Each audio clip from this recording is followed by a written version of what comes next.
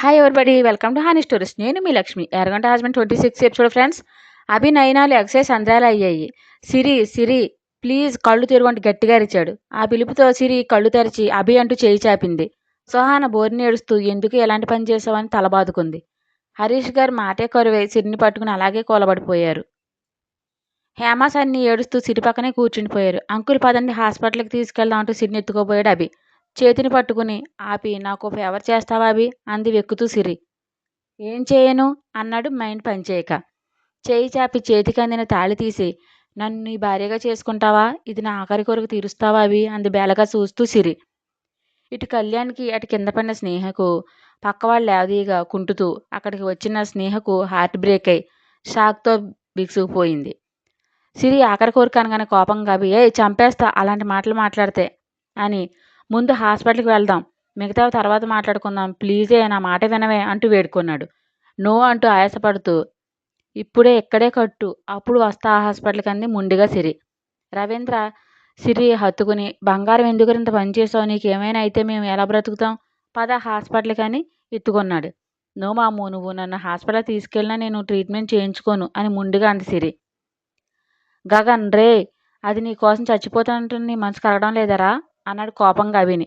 అభి ఇంకేం ఆలోచించకుండా సిరి చేతిలో తాళి తీసుకుని రవీంద్ర చేతిలో ఉన్న సిరి మెడలో కట్టేశాడు. వెనుక ఉన్న స్నేహ అభి వద్దు కట్టొద్దంటూ అరుస్తున్న ఎవరి మాటలు అరుపులు ఏమీ తన చెవికి చేరడం లేదు.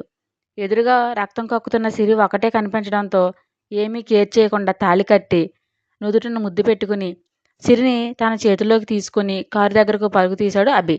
వెనుకే పరుగున వెళ్లారు సిరి, ఫాదర్ని ఆపాడు రాయుడు. గగన్ కోపంగా ముందుకు వచ్చి మాటలు మర్యాదగా రావండి, ఈ విషయం మా అంకుల్ అడిగే కంటే అదిగో నిలువు గుడ్లేసుకుని చూస్తున్నాడు కానీ పుత్రరత్నాన్ని అడగడాన్ని డీటెయిల్గా చెప్పాడు. మీరు పదండి అంకుల్ అని హరీష్ గారిని తీసుకెళ్లాడు హాస్పిటల్కి. గగన్ మాటలకు కళ్యాణ్ వంక కొరకొరలాడుతూ చూశాడు రాయుడు. ఆ చూపులకు భయపడి నేలలోకి దించేశాడు తలను కళ్యాణ్. కస్తూరి కళ్ళనీళ్ళతో చూస్తుంటే ఇంకెందుకు ఇక్కడ ఇలా దెయ్యం మొహాలు వేసుకుని చూస్తారే, పదండి అంటూ కసిరి భార్యను పట్టుకుని తన ఇంటికి వెళ్ళాక ఏడుద్దాం ఇద్దరం కలిసి అని ఆమెను పట్టుకుని వెళ్ళాడు రాయుడు. స్నేక్ పాపకు మైండ్ దొబ్బి అక్కడే స్టాట్యూలో నిలబడిపోయింది. తను ఏమనుకుంది, ఏం జరిగింది, కళ్ళ ముందు అభిరామ్ సిరివల్ల పెళ్లి జరగడం డైజెస్ట్ కాక పెద్దగా అరిచి ఏడవాలనుంది. కానీ కంట్రోల్ చేసుకుంటూ కారే కన్యలతో అడుగులు భారంగా వేస్తూ అభి నాకింత ద్రోహం చేస్తావా, నిన్ను ఆ సిరిని ఊరికే వదలను, మీ అంత చూస్తా అని మనసులోనే శబ్దాలు చేసింది. చెరపకుర చెడేవని నానుడి ఎలాంటి వాళ్ళని చూసే పుట్టుంటుంది. అభి చక్కగా చెప్పాడు, నేను వెళ్ళిపోతా స్నేహ అని. అబ్బే వింటేగా సిరి ఏడుపు చూద్దాం అనుకుని చంకలు గుద్దుకుంటూ బ్యాగ్ చేసి మరీ తీసుకొచ్చింది వెనక్కి. ఇప్పుడు రోగం సమ్మగా కుదిరింది, ఏడవ్వే ఇప్పుడు.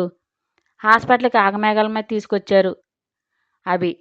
రవీంద్ర ముందే ఇన్ఫామ్ చేయడంతో స్ట్రెచ్చర్తో రెడీగా ఉన్నారు హాస్పిటల్ స్టాఫ్. సిరిని పడుకోబెట్టి బొగ్గలు తడుతూ సిరి లేవరా ప్లీజ్ నన్ను చూడు లేవే అంటూ రూమ్ వరకు పిలుస్తూనే ఉన్నాడు అభి. డాక్టర్ సిరిని ఐసీయూలోకి తీసుకెళ్లారు.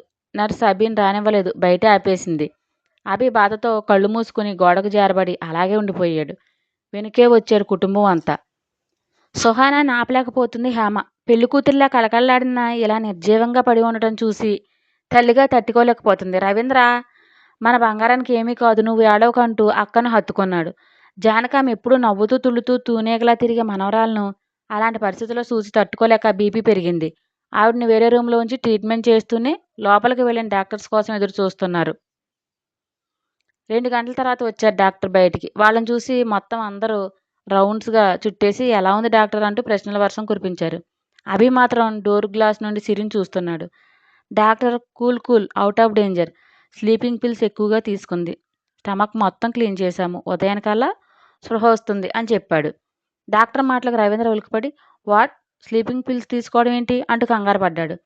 రవీంద్ర వైపు వింతగా చూస్తూ అదేంటి తను అవేగా తీసుకుంది, మరి మీరేమనుకున్నారు అని అడిగాడు డౌట్గా డాక్టర్.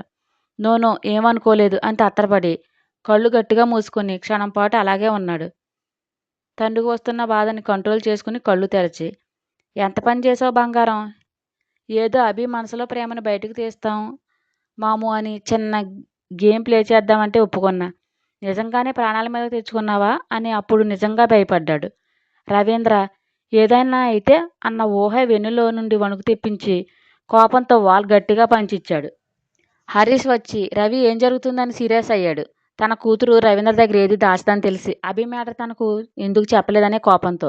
ప్లీజ్ బావా, నన్ను ఇప్పుడు ఏం అడక్కు, తర్వాత చెప్తానన్నాడు బాధతో కళ్ళు ఎర్రగా మారగా. రవీంద్ర బాధ తన కళ్ళల్లో కనిపిస్తుండగా ఇంకేం మాట్లాడకుండా సైలెంట్ అయ్యారు హరీష్.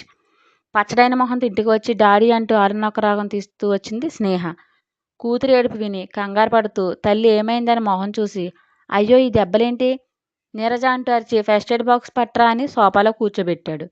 బాక్స్తో వచ్చిన నీరజ సొట్టపడిన కూతురు మొహం చూసి, ఈ దెబ్బలేంటి, 4 రోజుల్లో పెళ్లి పెట్టుకుని కుదురుగా ఉండవా అని అరిచింది.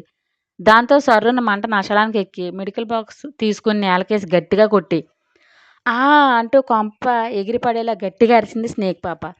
దీనికి పిచ్చి పరాకాష్ఠకు చేరింది కాబోలు అని గొణిగింది నీరజ. స్నేహ ఏంటి బుద్ధి లేకుండా చిరాకు పడ్డారు. డాడీ అంటూ బోర్ని ఏడుస్తూ ఆయన్ని హత్తుకుపోయింది. స్నేహ ఏడుపు ఇద్దరిలో కంగారు పుట్టింది. ఏమైందిరా అంటూ వెను నిమురుతున్న లాలనగా అడిగారు ప్రసాద్. వెక్కుతూ డాడీ అభి అభి అంది. అభికి ఏమైందిరా చెప్పరా అడిగాడు ప్రసాద్ గుండె దడదడలాడుతుండగా. వెక్కుతూ డాడీ అభి నన్ను మోసం చేశాడని సిరివల్ని పెళ్లి చేసుకున్నాడు అంది ఏడుస్తూ స్నేహ. వాట్ అని గట్టిగా అరిచి, అభి మ్యారేజ్ చేసుకోవడం ఏంటి, నువ్వేం చెప్తున్నావు స్నేహ అని కోపంగా అడిగారు ప్రసాద్. నిజం డాడీ అని మండపంలో జరిగింది మొత్తం చెప్పింది. సిరి తనకు తెలుసనే మాత్రం చెప్పకుండా. ఇందుకే కదా నిన్ను స్నేక్ పాప అనేది. ఎంత మోసమా, ఆ అమ్మాయిని లవ్ చేసేవాడు నీతో పెళ్ళికి ఎందుకు ఓకే చెప్పాడు, ఇప్పుడు అడుగుతా, వాడిని మామూలుగా వదలనంటూ రంకిలు వేశాడు ప్రసాద్. ముందు ఆనంద్ గారికి ఫోన్ చేసి విషయం తెలుసుకోండి ఇదంతా ఏంటని అని నువ్వు పద అంటూ కూతురిని లోపలికి తీసుకెళ్ళి నీరజ. అప్పటికే గగన్ వచ్చి ఆనంద్ వాళ్ళని హాస్పిటల్ తీసుకెళ్లాడు. ఆ హడావిడిలో ఫోన్ ఇంట్లోనే వదిలేశారు ఆనంద్. ప్రసాద్ ఎన్నిసార్లు చేసినా లిఫ్ట్ చేయకపోవడంతో మండిపడుతూ కొడుకు చేసిన ఏదో పనికి మొహం చెల్లక ఫోన్ తీయడం లేదని తిట్టి రేపు ఇంటికే వచ్చి తేల్చుకుంటానని ఉగ్రుడయ్యాడు.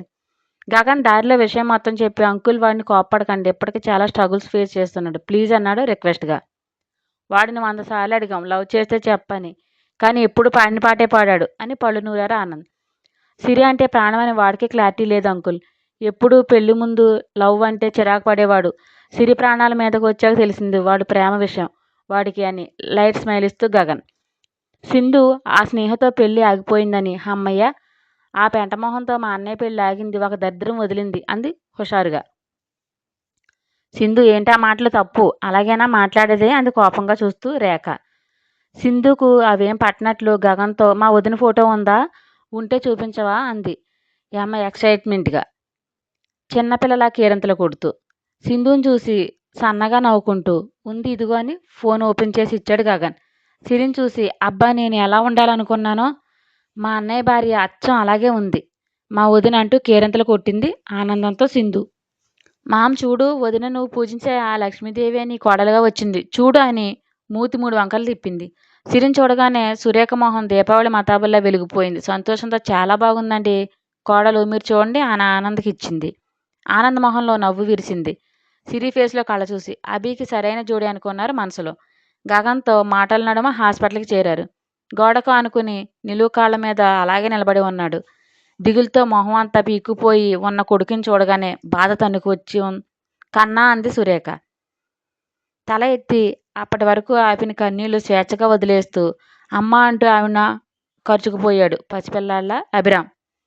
నా స్టోరీ మీకు నచ్చినట్లయితే ఒక లైక్ ఇచ్చి కామెంట్ చేయండి ప్లీజ్, షేర్ అండ్ సబ్స్క్రైబ్ చేయండి బడ్డీస్.